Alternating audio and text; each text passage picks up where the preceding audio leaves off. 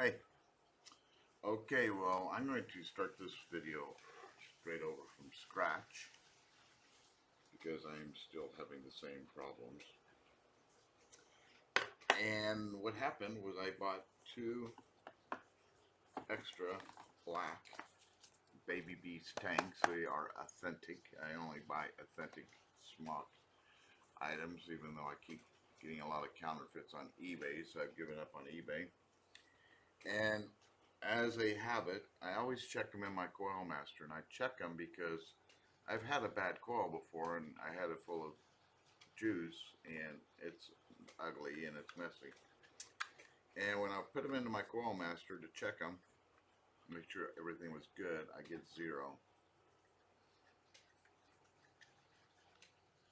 That's one coil.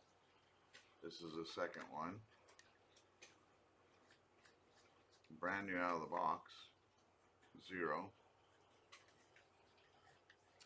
Now, interesting, what I found, which I don't really understand, this is another tank I had, which I hadn't opened, and I went ahead and opened it. And it works just fine. Screw it in, and it reads the resistance. So, that doesn't make any sense. Why are these new tanks bad? So I took and did them. And when I initially went to take the coils out of both of these, I had to use these. That's how tight the coils were in the base. It was just locked in there. So anyway, using my fancy multimeter here, which I have set on resistance, pop that back down. There you go. Okay, continuity.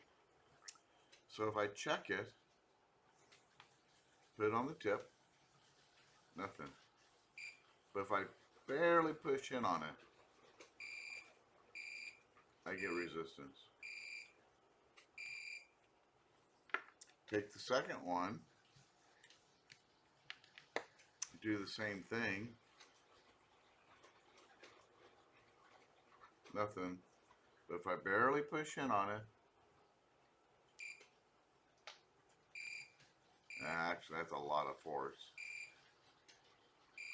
I finally can make it make. I don't know if it's the threads inside the bases are not milled all the way down to the end, or if it's the pin itself. I did notice that the one that works, this pin extrusion is quite a bit more than this pin extrusion. So then I took my handy dandy calipers out. It's set on 0. And I checked this one, and it reads 976,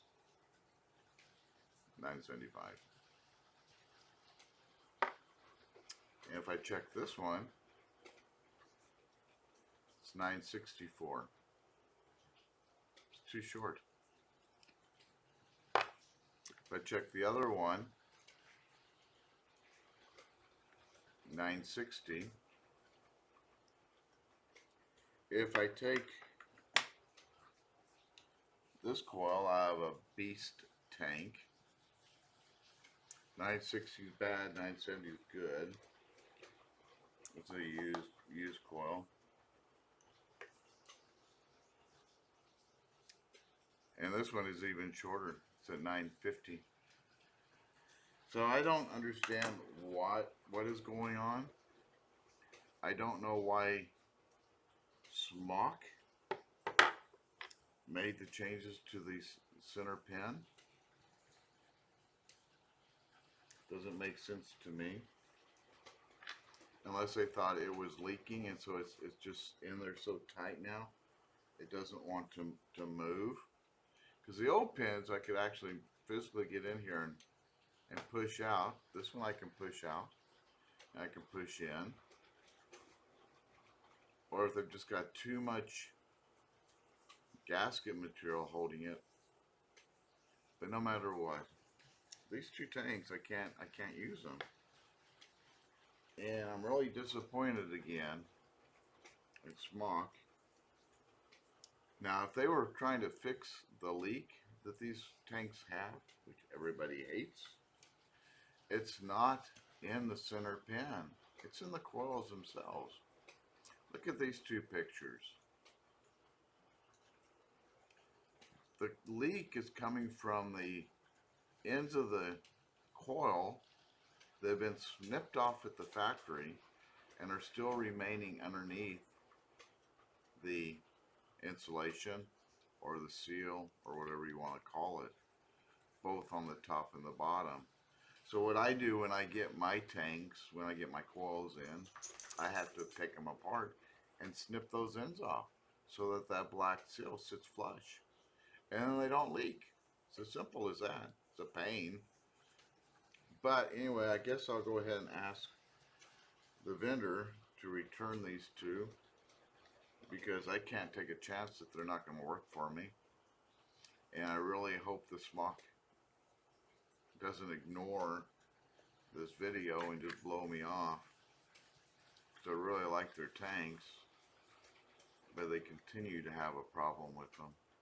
And this is self-induced. Maybe it's just that they didn't mill those threads deep enough in the base. I don't know. Anyway, it's your job to go figure that one out. So, I don't know. Pretty darn frustrated. Take care.